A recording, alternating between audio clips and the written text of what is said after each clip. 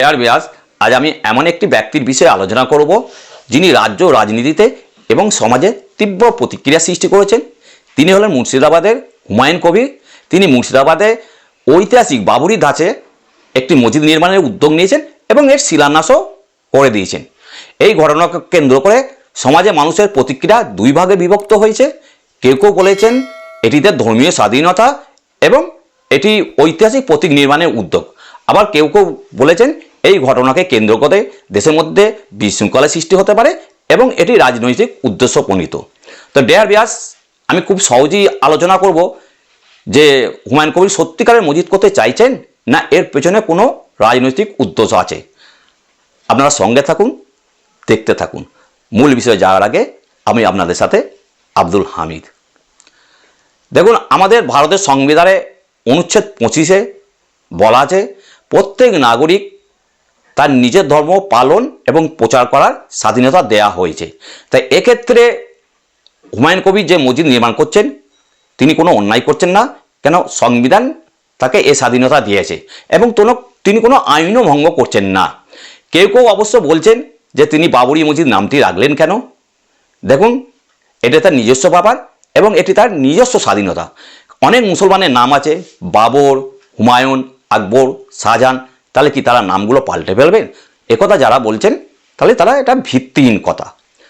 এবার আমি অন্যদিকে যাই। দেখুন, according to Islam religious belief, মুসলিম ধর্ম অনুযায়ী মসজিদ হচ্ছে আল্লাহর ঘর। এই ঘর যখন নির্মাণ হবে তখন তাতে কোনো অসৎ উদ্দেশ্য থাকবে না, কোনো অবৈধ টাকা থাকবে না এবং অবৈধ জমি থাকবে না।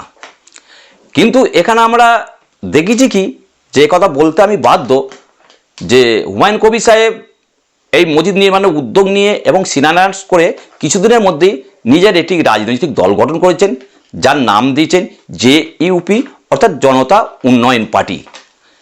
তাহলে কি আমরা একথা বলতে পারি যে হুমায়ুন কবির সাহেবের ভিতরের উদ্দেশ্য এক এবং বাইরের উদ্দেশ্য আর এক? যেমন ঠিক হাতির দাঁতের মতো, হাতির যে দাঁতটা দেখা যায় সেই দাঁতটা দিয়ে খায় না এবং যেটা খায় সেটা দেখা যায় না। এখানে আপনাদের বলে রাখি যে আর কয়েক মাসের মধ্যে আমাদের রাজ্যে বিধানসভা নির্বাচন হতে চলেছে এবং এই ঘটনা অবশ্যই বলা বাহুল্য যে 1992 সালের 6ই ডিসেম্বর উত্তরপ্রদেশের অযোধ্যায় ঐতিহাসিক বাবরি মসজিদ ভেঙে ফেলা হয়েছিল। এই মসজিদ ভেঙে ফেলাকে কেন্দ্র করে সংখ্যালঘু সম্প্রদায়ের মধ্যে একটা চাপা ক্ষোভ সৃষ্টি হয়েছে এবং হুমায়ুন কবির সাহেব কি এই বাবরি মসজিদ নাম দিয়ে এবং বাবরি মসজিদ ধাঁচে মুর্শিদাবাদে একটি মসজিদ তৈরি করে সংখ্যালঘু সম্প্রদায়ের আবেগকে বা ভাবাবেগকে রাজনৈতিক ভোট ব্যাংক হিসেবে ব্যবহার করতে চাইছেন? এসবেরই উত্তর আমরা আগামী দিনে পাব। ডিয়ার ভিউয়ার্স, আপনারা অবশ্যই কমেন্ট করবেন যে হুমায়ুন কবির সত্যিকারে মসজিদ করতে চাইছেন না এর পেছনে কোনো রাজনৈতিক উদ্দেশ্য আছে। অবশ্যই আপনারা কমেন্ট করে জানাবেন এবং ভিডিওটি বেশি বেশি করে শেয়ার করবেন, লাইক করবেন এবং এরকম তথ্যভিত্তিক গুরুত্বপূর্ণ ভিডিও পেতে চ্যানেলটি অবশ্যই সাবস্ক্রাইব করে রাখবেন।